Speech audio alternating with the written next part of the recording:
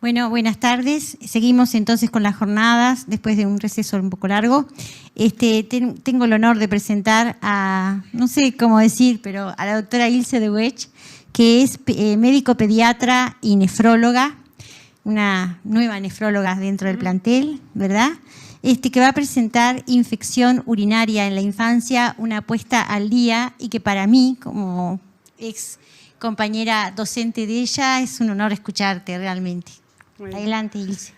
Muchas gracias por la invitación. Bueno, el tema que vamos a hablar hoy, entonces, infección urinaria en la infancia, es un tema bien conocido por todos los pediatras, pero que en los últimos años han habido modificaciones en su abordaje y hay varios aspectos que se discuten sobre su manejo que vamos a tratar de comentar en esta presentación. Bueno, como sabemos, la infección urinaria es una infección bacteriana frecuente, de hecho es de las infecciones bacterianas en la infancia más frecuentes, afecta con más frecuencia a las niñas de sexo femenino en un 8 a 10%, y un 2 a 3% de los niños tienen un episodio de infección urinaria antes de la pubertad, uno o más, muchos de ellos también repiten. Tiene también como otro factor que le da jerarquía, que puede ser indicador de una uropatía subyacente, y como sabemos, las malformaciones del riñón y del aparato urinario son la causa más frecuente en la infancia de enfermedad renal crónica y de enfermedad renal que requiere tratamiento sustitutivo. Por lo tanto, tener la oportunidad muchas veces de detectar uropatías o enfermedades renales que están silentes es un aspecto muy importante. Tiene como otro factor de jerarquía la posibilidad de generar secuelas a largo plazo, que este es un aspecto que también se discute en qué magnitud y en qué pacientes puede generar secuelas, pero sí existe una posibilidad real de generar cicatrices y secuelas a nivel renal que pueden tener un impacto en la evolución y en la salud de los niños en el futuro. Y por otro lado, esta posibilidad de secuelas implica que el abordaje de seguimiento, de diagnóstico y de tratamiento sea agresivo, que exponga a los pacientes a estudios muchas veces invasivos con altas dosis de radiación y a tratamientos antibióticos que también tienen sus complicaciones, y que, bueno, que es importante definir bien, precisar bien qué grupos de pacientes requieren este abordaje y quién es un abordaje menos agresivo. Bueno, repasar brevemente algunas definiciones, recordar que la infección urinaria se define por el crecimiento de microorganismos en una orina recogida de forma estéril, en un paciente con síntomas clínicos compatibles. Acá destacar que la sintomatología clínica es muy importante para la definición, que solamente un urocultivo positivo en ausencia de sintomatología clínica no define una infección urinaria. Y creo que es importante jerarquizar esto en los niños pequeños, en los lactantes, que muchas veces tienen síntomas inespecíficos, como vómitos o irritabilidad o un retraso en su crecimiento. Y ahí es bien importante precisar si el lactante tiene alguna otra causa que explique esta sintomatología y no realizar urocultivos en pacientes en los que la sospecha clínica es baja, porque muchas veces podemos encontrarnos con una bacteriuria asintomática, que es la presencia de bacterias en un recuento significativo en la orina de un niño que no tiene síntomas clínicos y que no tiene elementos de inflamación en la orina. Y el abordaje de una bacteriuria asintomática es diferente al de la infección urinaria, es una entidad que no se asocia a daño renal y que no es recomendable el tratamiento antibiótico. Por lo tanto, es importante tener una adecuada sospecha clínica antes de antes de realizar el urocultivo. ¿Está? Luego, la definición de infección urinaria alta y baja, que todos conocemos, la cistitis, cuando la infección compromete por abajo de la unión urétero-vesical, que se manifiesta con elementos de síndrome urinario bajo, clásicamente en los niños más grandes, y la pielonefritis, que es el compromiso del tracto urinario superior. A veces cuesta la diferenciación, el síntoma cardinal que usamos para diferenciarlo es la presencia de fiebre. Luego, recordar, porque son situaciones especiales, las infecciones urinarias atípicas y las recurrentes, que van a requerir un abordaje diferente. La infección atípica se considera aquella que en la cual la fiebre persiste luego de 48 a 72 horas de un tratamiento adecuado al urocultivo. el paciente que se presenta con sepsis, con un germen diferente a la Escherichia coli típica que no produce beta-lactamasas de espectro extendido, el paciente que asocia un daño renal agudo o que se presenta con una masa renal o vesical, estos pacientes van a requerir un abordaje diferente que las infecciones urinarias típicas. Luego, la definición de infección urinaria recurrente, que es aquel paciente que en un año repite 2 o más pielonefritis, o una cistitis y una pielonefritis, o 3 cistitis en un año. Con respecto a la clínica, al diagnóstico, perdón, bueno, destacar lo que hablábamos anteriormente, de precisar lo más posible la sospecha clínica de infección urinaria. Luego los aspectos de recolección de la muestra, que son muy jerárquicos, porque uno de los talones de Aquiles del manejo de esta entidad es el correcto diagnóstico, y de eso depende que la muestra para el examen de orina y sobre todo para el urocultivo se recolecte de manera adecuada. Entonces sabemos que disponemos de diferentes métodos.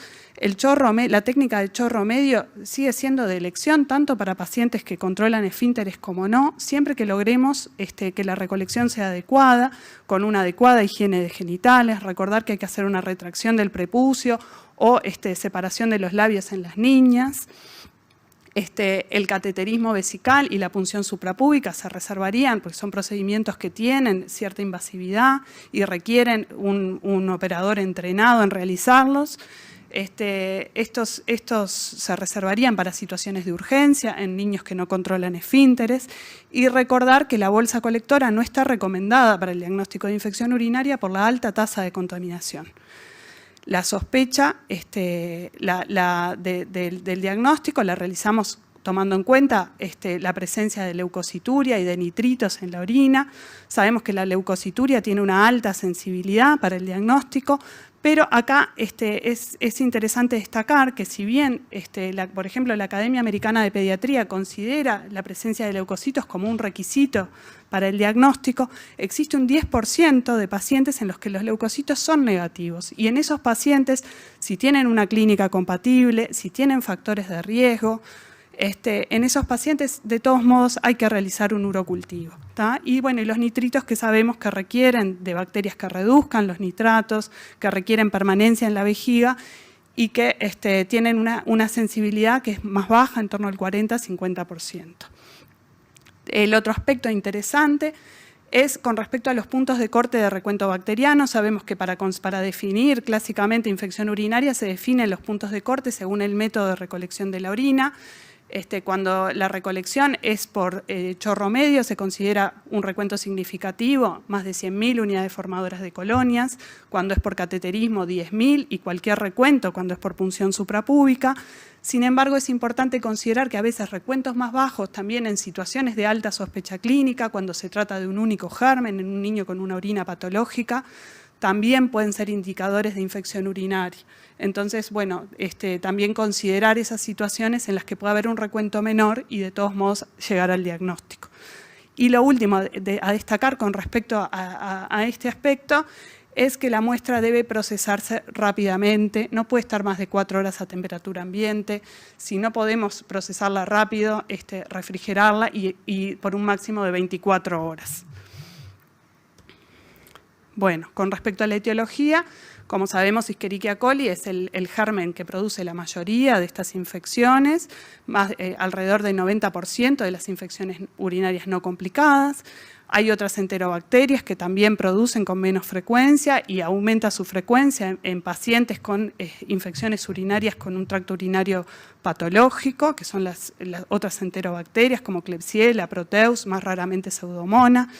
Los estafilococos, coagulasa negativa en los recién nacidos, el estafilococo saprofítico en mujeres jóvenes y en adolescentes. En los recién nacidos puede verse una infección urinaria por hongos como Candida albicans. Y destacar que en los pacientes que tienen infecciones urinarias recurrentes o que tienen un tracto urinario alterado, tienen alguna uropatía, es frecuente encontrar gérmenes diferentes a la Escherichia coli, gérmenes con mecanismos de resistencia, con beta-lactamasas de espectro extendido, y eso es algo que hay que considerar a la hora de definir el tratamiento más adecuado para estos pacientes. Con respecto al tratamiento, bueno, se recomienda siempre que sea el tratamiento empírico se basa en los patrones de susceptibilidad y resistencia locales, eligiendo los antibióticos para los cuales en la comunidad hay una resistencia menor al 10 al 15%, siempre considerar el estado clínico del paciente, la sintomatología, la edad, la topografía de la infección urinaria.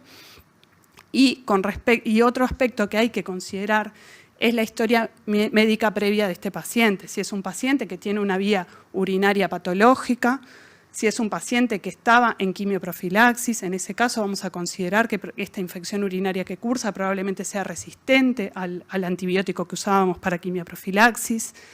Si tiene infecciones urinarias recurrentes, considerar cuál fue el último germen o cuáles fueron los gérmenes que tuvo, si fueron gérmenes resistentes, eso también es otro aspecto en la selección del antibiótico más adecuado. Y otro factor de riesgo para resistencia son los pacientes que recibieron antibióticos en los 3 meses previos, aunque sea por otra infección. Otro aspecto que me interesaba destacar es que en los trabajos que han comparado el tratamiento exclusivamente por vía oral versus el tratamiento intravenoso inicial y luego el pasaje a la vía oral, no se encontraron diferencias significativas ni en la duración de la fiebre, ni en la tasa de recurrencias, ni en la presencia de daño renal permanente en los niños que recibieron vía oral exclusiva. Por lo tanto, exceptuando las situaciones como los recién nacidos o los niños que se presentan con mal estado general, con sepsis, con intolerancia digestiva o que tienen una uropatía que requiera el inicio de tratamiento intravenoso, siempre que se pueda, iniciamos la vía de elección para el tratamiento, es la vía oral, y si el paciente inicia por vía intravenosa, cuando su estado clínico lo permita, se recomienda pasar lo más precozmente posible a la vía oral. Esta es la pauta que usamos en nuestro medio, tomada de las pautas de atención pediátrica. Como vemos, para la infección urinaria baja, la duración del tratamiento es de 3 a 4 días y los fármacos de elección son la amoxicilina clavulánica, la nitrofurantoína y la fosfomicina para los niños mayores. Esto está basado en el perfil de susceptibilidad de los gérmenes, sobre todo del Escherichia coli, que es el más frecuente. Para la pielonefritis, ahí diferenciamos según la edad. En los recién nacidos asociamos ampicilina con cefotaximia o gentamicina durante 10 días y el tratamiento es intravenoso. En los niños de 1 a 3 meses puede elegirse cefuroximia o ceftriaxona, y en los niños mayores a 3 meses, si tienen criterio para tratamiento intravenoso, vamos a optar por el cefuroxime, y en los pacientes que optamos por la vía oral, la primera línea es la amoxicilina clavulánico y la alternativa es el cefuroxime durante 7 a 10 días. Bueno, y con respecto al seguimiento, que ahí entran los aspectos que se han revisado y que se discuten actualmente sobre este tema, hay algunas cuestiones que es interesante definir. Lo primero es si las infecciones producen cicatrices, en qué medida producen cicatrices renales. Con respecto a esas cicatrices, bueno, ¿qué factores hacen que los pacientes tengan más susceptibilidad a desarrollar cicatrización renal? Y ahí entraría el reflujo vesicureteral como factor y en qué medida impacta. De qué manera se hace el tratamiento y sobre todo el momento en el que se inicia el tratamiento y si el retraso del tratamiento tiene impacto en la generación de cicatrices a largo plazo. Y si existen factores que nos permitan identificar a pacientes que son más susceptibles a desarrollar cicatrices que otros.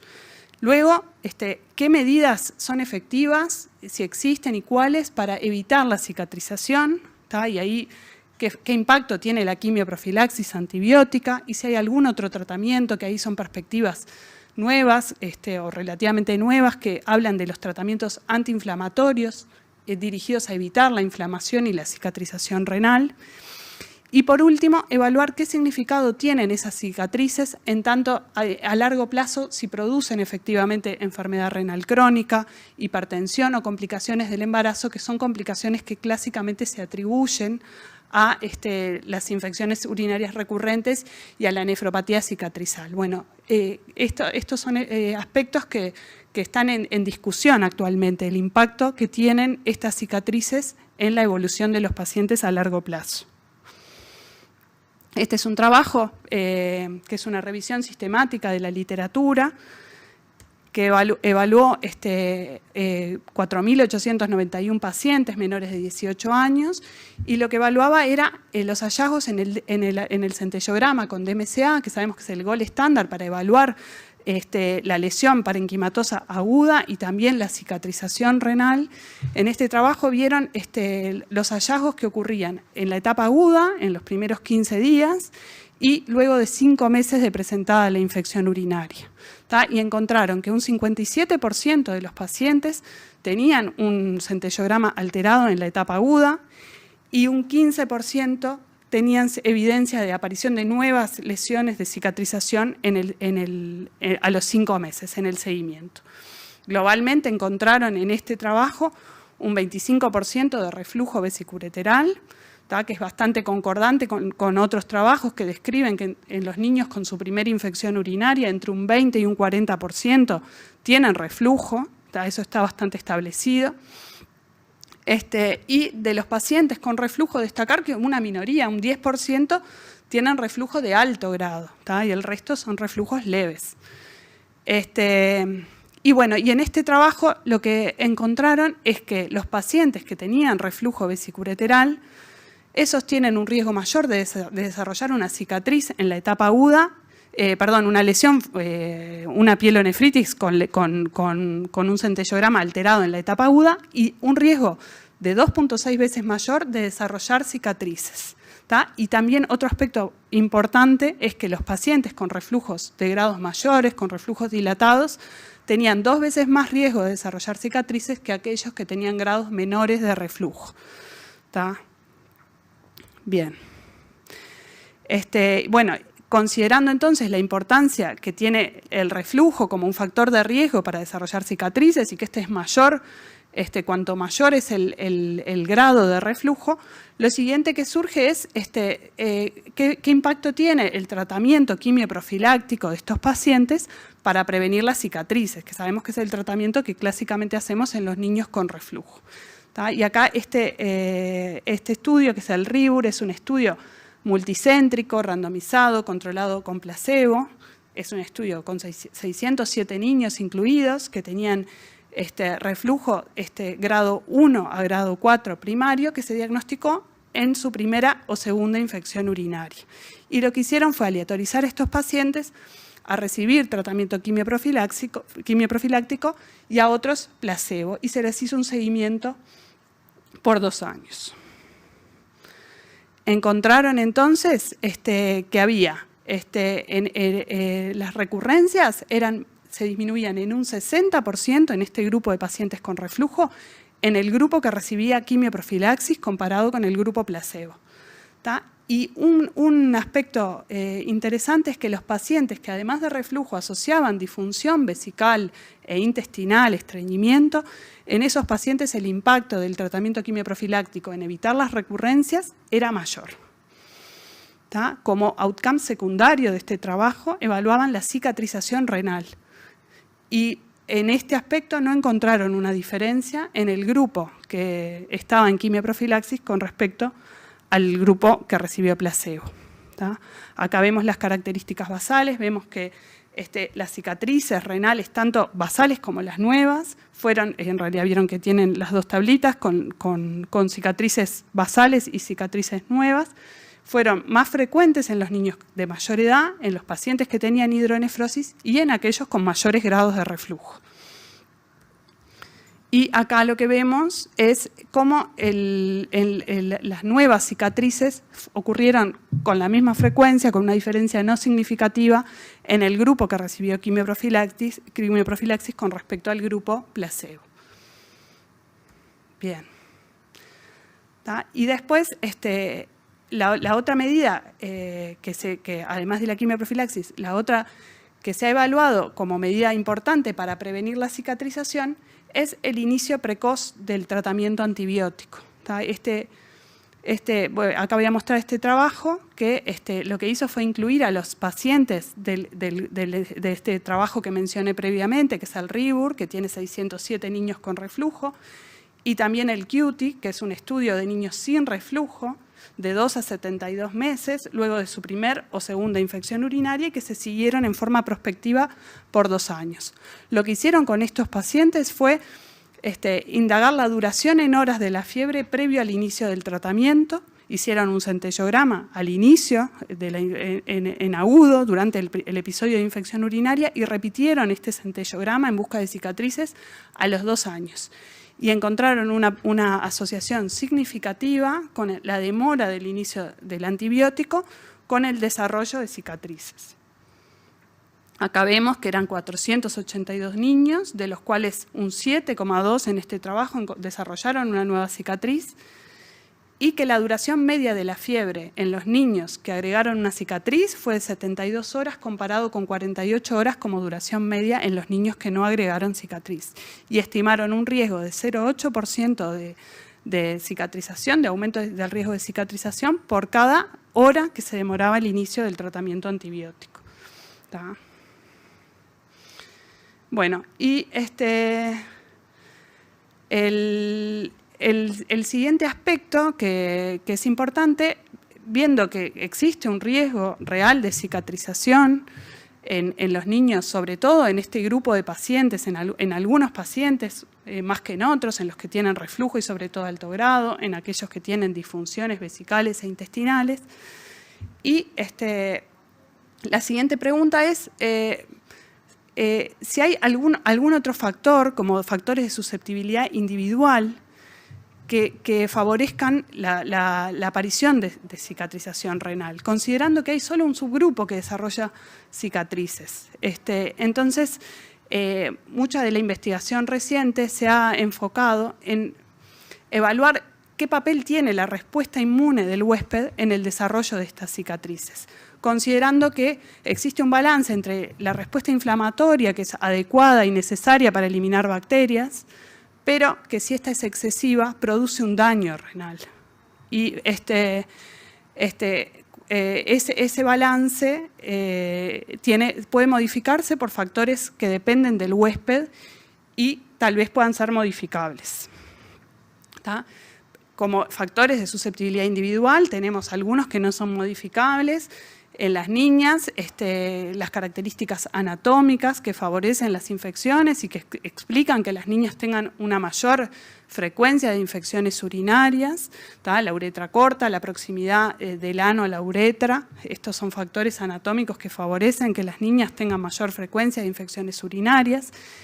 En los niños, vemos que los varones tienen mayor frecuencia de anomalías congénitas del riñón y del tracto urinario, que muchas veces asocian reflujo de alto grado.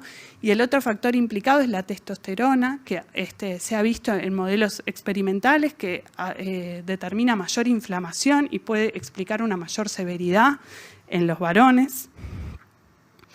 Luego, la respuesta vesical, empezando por el uroepitelio, que es una barrera impermeable que mantiene la composición química y también una barrera inmune que evita la invasión bacteriana. El flujo urinario, que evita también la adherencia de las bacterias y que puede estar alterado en los niños que tienen reflujo de alto grado o que tienen uropatías obstructivas. Y bueno, y después la respuesta inmune innata con secreción de inmunoglobulinas, de péptidos antimicrobianos. Y un aspecto importante son los receptores tipo Toll-like, que son receptores que se expresan en las células inmunes y en el uroepitelio y que reconocen patrones característicos de distintas familias bacterianas. Estos receptores tienen un lugar muy importante en la generación de la respuesta inmune con liberación de citoquinas, de la respuesta inflamatoria, con influjo de polimorfonucleares, con expresión de moléculas de adhesión. Y bueno, se ha enfatizado la investigación en si hay variabilidad en la expresión de este tipo de receptores que puedan influenciar la respuesta inmune que cada uno va a desarrollar frente a la infección. La respuesta adaptativa en este tipo de infección tiene un impacto menor. ¿Tá? Y luego la respuesta renal, de nuevo, los receptores tipo TLR, los TLR4, que son los que reconocen a la Escherichia coli uropatógena, y después hay diferentes receptores para distintos grupos de familias de bacterias. Y bueno, esta activación de vías proinflamatorias con liberación de interleuquinas, con quimiotaxis de neutrófilos, la liberación de radicales libres del oxígeno, que todos estos van a mediar esa respuesta inflamatoria que cuando es excesiva conduce a la cicatrización.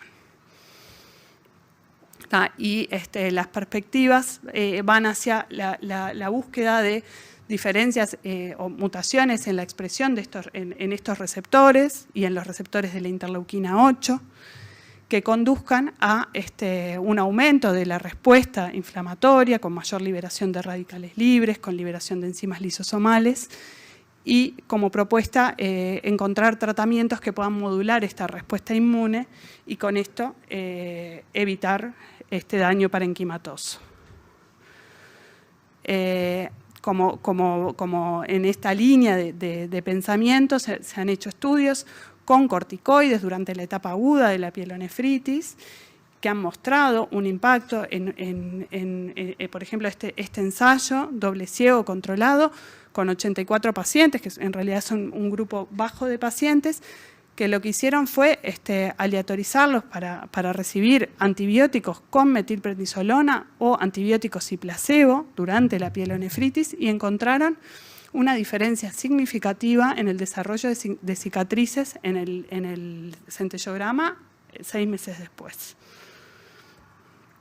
También se proponen los antioxidantes que actuarían como scavengers de radicales libres, la vitamina A, la vitamina E y sus metabolitos, y también los inhibidores de la ciclooxigenasa, como el ibuprofeno, podrían tener un rol en evitar la secreción de especies reactivas del oxígeno y la respuesta inflamatoria subsecuente.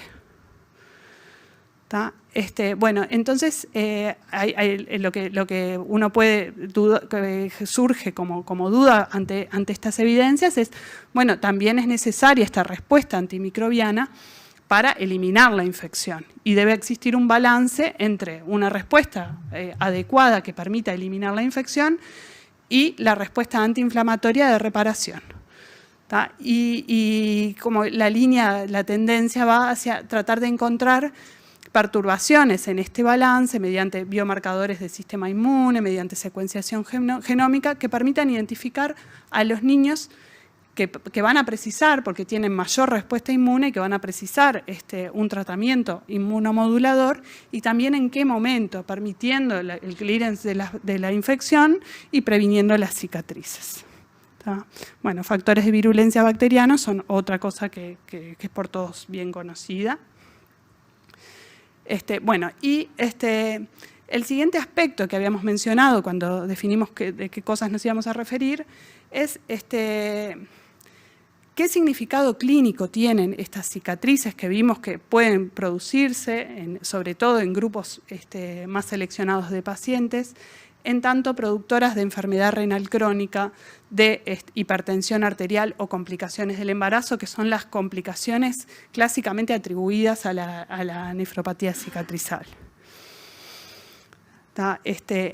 En algunos trabajos, por ejemplo, que hace una revisión sistemática de la literatura, no encuentra asociación entre las infecciones urinarias y el desarrollo de enfermedad renal, y evalúa las causas de enfermedad renal crónica en un hospital terciario en Finlandia y también en el grupo de niños, de pacientes que habían tenido historias de infección urinaria, todos ellos tenían daño estructural en su primer estudio de imagen.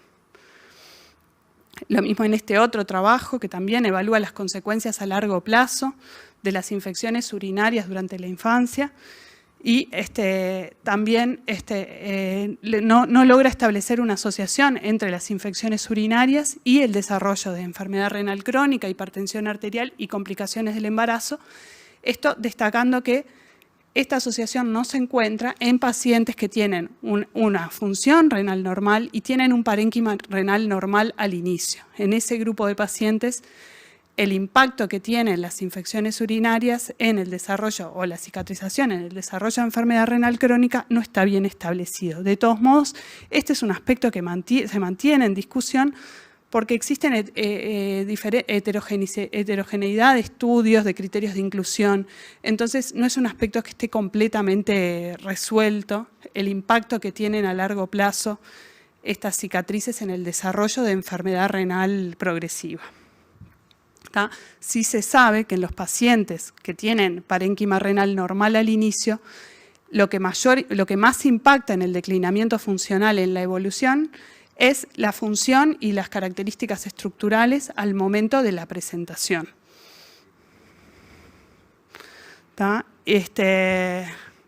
Y bueno, considerando estos aspectos que se han puesto más a la luz en la medida que uno cuenta con más estudios de imagen y contamos más con la ecografía prenatal, que han mostrado que hay un porcentaje importante de niños a los que se les atribuía la nefropatía cicatrizal, que en realidad lo que tienen es un daño congénito y no prevenible, y considerando las implicancias que tienen los abordajes diagnósticos que se utilizan, que implican una dosis de radiación elevada, tanto la cistouretrografía como el centellograma de MCA, y el impacto también de la quimioprofilaxis, es que se han hecho algunas modificaciones en las recomendaciones. Bueno, y con respecto a las recomendaciones, tomando estos aspectos en consideración, la ecografía se recomienda, sabemos que es un estudio inocuo, que da información muy importante sobre las características estructurales, si bien no es muy sensible ni para identificar reflujo vesicureteral, ni para el diagnóstico de cicatrices, de todos modos nos brinda información muy importante que nos permite separar grupos de diferentes pacientes con diferentes riesgos. La ecografía se recomienda realizarla a todos los pacientes en su primer episodio de infección urinaria, y acá destacar que la ecografía debe ser una ecografía confiable, y esto significa que el operador que la realiza esté experimentado, que informe del tamaño renal, que evalúe las características del parénquima renal, de la vía urinaria, que mida la dilatación si existe, tanto de la pelvis como del uréter, que informe las características de la vejiga, la pared de la vejiga, si está engrosado o no, si existe residuo posmiccional, las características del contenido de la vejiga. Todas esas características deben estar presentes en la ecografía. Y lo otro que se recomienda, la Academia Americana de Pediatría recomienda que siempre que sea posible el estudio se difiera a una vez resuelta el episodio de infección urinaria para evitar falsos positivos que pueden vincularse a la inflamación. Por supuesto que esto no se aplica a niños en los que uno sospecha una complicación como una pionefrosis, un absceso o una litiasis. En esas situaciones la ecografía se va a basar en el momento de que uno sospecha la complicación, y en el resto es deseable que la ecografía se realice una vez resuelta la infección.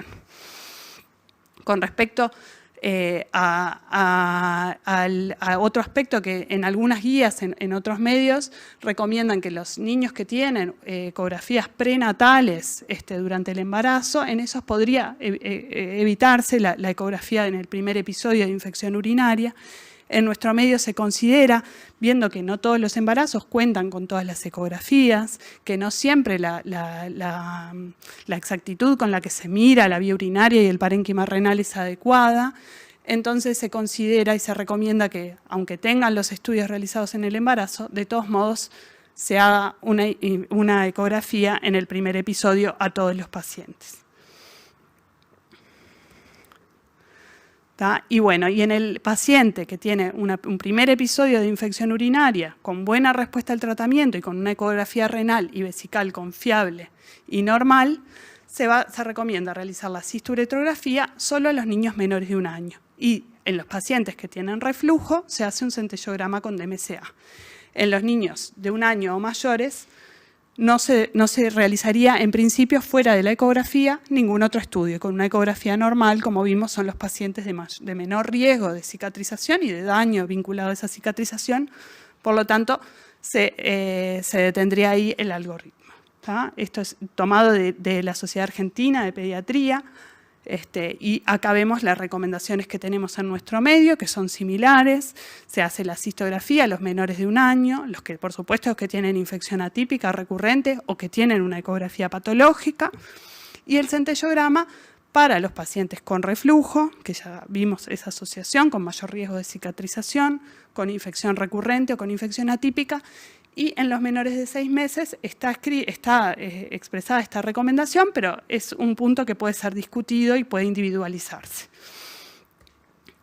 Y bueno, y la quimioprofilaxis brevemente, para los pacientes con reflujo dilatado, por todo lo que venimos hablando, que son los que tienen mayor impacto de cicatrización renal. Para los pacientes con disfunción vesical intestinal, que como mostraba, cuando asocian sobre todo reflujo y la disfunción vesical intestinal, tienen mucho mayor riesgo de recurrencias, por eso está justificada la quimioprofilaxis. Y en los pacientes con infecciones urinarias recurrentes se evalúa de manera individualizada cuál es la causa, si uno puede tratarla o no, y en algunos puede estar indicada la quimioprofilaxis. Para todos los pacientes se recomiendan las medidas de prevención, adecuados hábitos miccionales, ingesta adecuada de líquidos, corrección del estreñimiento, que esto es muy importante, y de la disfunción vésico-intestinal, si existe, que son un grupo con especial riesgo. Con respecto a otras medidas que se han planteado, que son el arándano rojo y los probióticos, no han mostrado en los metaanálisis que se han realizado más recientes, no han mostrado efectividad. Y sobre todo destacar que el arándano rojo es muy mal tolerado, puede favorecer obesidad, caries, y muchas veces los pacientes no logran la adecuada adherencia al tratamiento, por lo tanto no hay evidencia como para recomendarlos de manera sistemática. Con respecto a la circuncisión, si bien evita la pielonefritis en los varones sanos, el número necesario a tratar es muy elevado, sería de 111 niños para prevenir un episodio, por lo tanto se considera que no justifica la realización sistemática. Y bueno, y lo último a destacar de la bacteriuria asintomática, que hoy conversamos un poco, que se define como esa colonización urinaria en niños asintomáticos y que no tienen evidencia de inflamación en el sedimento urinario. Hay 3 grupos, se pueden reconocer 3 grupos de pacientes con bacteriuria asintomática. Uno son los niños preescolares y escolares que tienen una disfunción vesical o intestinal y que tienen infecciones urinarias recurrentes. Estos pacientes muchas veces cuando se tratan con antibióticos la sintomatología persiste y se ve que tienen una alta tasa de recurrencia, de 80%. Y que el tratamiento antibiótico lo que hace es alterar el ecosistema bacteriano y favorecer las recurrencias, las infecciones por gérmenes resistentes. Por lo tanto, no se recomienda su tratamiento. Luego está el grupo de menores de 1 año, sobre todo los varones que pueden tener bacteriurias asintomáticos. Y estas bacteriurias tienen resolución espontánea, por lo tanto tampoco se recomienda su tratamiento. Y el tercer grupo son los niños con uropatías, con vejiga neurógena, que tienen una alta tasa de bacteriurias asintomáticas. En ninguno de esos grupos se recomienda su tratamiento, ya que se ha visto que no genera daño renal. Y como corolario importante es de destacar que no deben realizarse, considerando esto, ni urocultivos de control luego de tratada la infección urinaria, ya que el criterio de curación es clínico, ni urocultivos intratratamiento. Sí considerar, obviamente, previo a procedimientos instrumentales en la vía urinaria, ahí sí se realiza y se trata si aparece una bacteriuria, o en pacientes monorrenos, trasplantados, embarazadas, que son los grupos específicos donde la bacteriuria tendría indicación de tratamiento y no para el resto. Bueno, muchas gracias.